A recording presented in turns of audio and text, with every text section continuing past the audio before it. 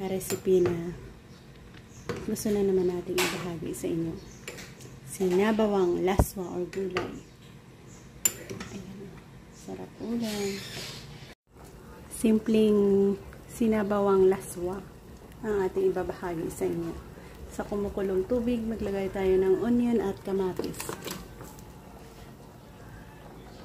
I-add natin ang patola.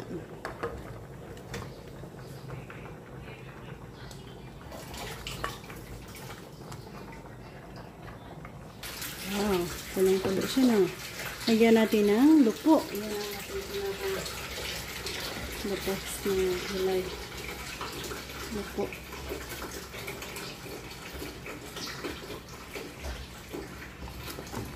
Marami masarap.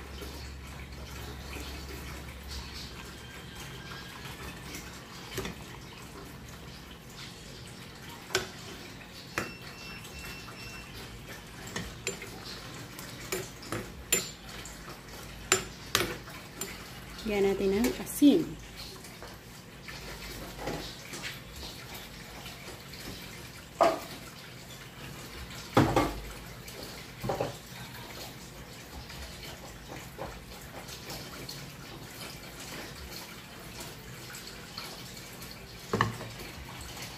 Nag-add tayo ng asin.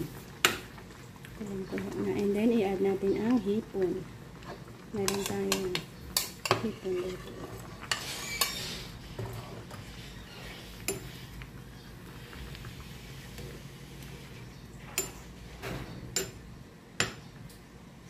At ito na ang ating masarap na recipe for today.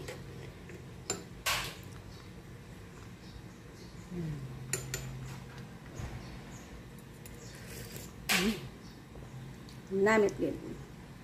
Ayan, ganyan lang kasimple. Oh. Maraming laswa,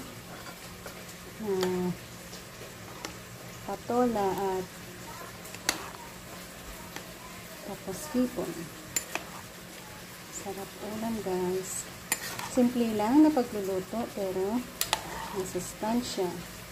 Yan ang hatid ng ating recipe for today. And that's all. Again, thank you for joining.